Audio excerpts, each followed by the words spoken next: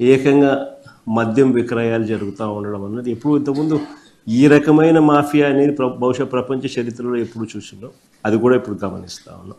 ఏకంగా నకిలీ మద్యం చిన్నపాటి ఫ్యాక్టరీలే కనిపిస్తూ ఉన్నాయి రాష్ట్ర వ్యాప్తంగా.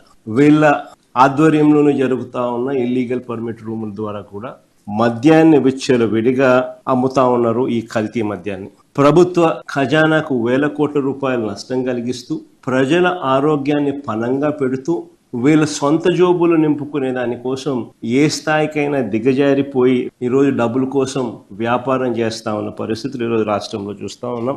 వాటాల్లో తేడా రావడంతో ఇదంతా కూడా బయటకు వచ్చింది. ఒక్క మొలకల చెరువులోనే 20,208 బాటిళ్లలో నింపిన నకిలీ సరుకు దొరికింది. మరో 8,166 బాటిళ్లకు సరిపడా నకిలీ మద్యాన్ని కూడా పట్టుకున్నారు. అంతటితో ఆగిపోలా. 30 క్యాన్లలో సిద్ధం చేసి ఉన్న 1,050 లీటర్లు స్పిరిట్ కూడా లభ్యమైంది. ఇవన్నీ కూడా వాడుకుంటే మరికొన్ని వేల బాటిళ్లు మద్యం తయారు మనకందరికీ కనిపించేది. ఏసీపీ అయితే చంద్రబాబు నాయుడు గారి అడుగులకు మడుగులెత్తుతున్నాడో, ఏసీపీ అయితే సిట్ పేరుతో గతంలో ఏమీ జరగకపోయినా కూడా తప్పుడు సాక్ష్యాలతో మా పార్టీ వాళ్ళను వేధించే కార్యక్రమాలు, హెరాస్మెంట్ చేసే కార్యక్రమాలు చేస్తా ఉన్నాడో, అదే విజయవాడ సిపి పర్యవేక్షణలో ఉన్న ఇబ్రహీంపట్నంలో మరో నకిలీ మద్యం ఫ్యాక్టరీ బయటపడింది. 27,224 బాటిళ్లు. రాష్ట్రంలో ఇక మిగిలిన చోట్ల అనకాపల్లి జిల్లా పరవాడలో ఇలానే మద్యం ఫ్యాక్టరీ బయటపడింది. అమలాపురంలో ఇలానే మద్యం ఫ్యాక్టరీ బయటపడింది. పాలకొల్లులో ఇలానే మద్యం ఫ్యాక్టరీలు బయటపడ్డాయి. ఏలూరులో ఇదే మాదిరిగానే బయటపడ్డాయి. రేపల్లెలో ఇదే మాదిరిగానే బయటపడ్డాయి.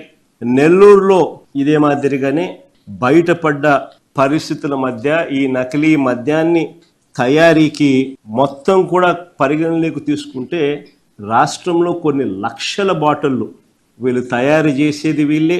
డిస్ట్రిబ్యూషన్ నెట్వర్క్ ద్వారా వీళ్ళకి సంబంధించిన ప్రైవేట్ మాఫియా షాపుల్లోకు, వీళ్ళకి సంబంధించిన బెల్ట్ షాపులకు, వీళ్ళకి సంబంధించిన పర్మిట్ రూములకు, ఇల్లీగల్ పర్మిట్ రూములకు అన్నిటికీ కూడా ఇంత ఆర్గనైజ్డ్గా మ్యానుఫ్యాక్చర్ చేయడం, ఆర్గనైజ్డ్గా డిస్ట్రిబ్యూషన్ ఛానల్స్ అన్నీ కూడా ముందుగానే వీళ్ళ కంట్రోల్లోకి తీసుకోవడము, ఆ కంట్రోల్లోకి తీసుకున్న ఆ డిస్ట్రిబ్యూషన్ ఛానళ్ళ ద్వారా దాన్ని మార్కెటింగ్ చేయడం, ఇంత ఆర్గనైజ్డ్గా మెటిక్యులస్గా ఆర్గనైజ్డ్గా క్రైమ్ చేయడం అన్నది ఒక్క చంద్రబాబు నాయుడు గారికి మాత్రమే సొంతం.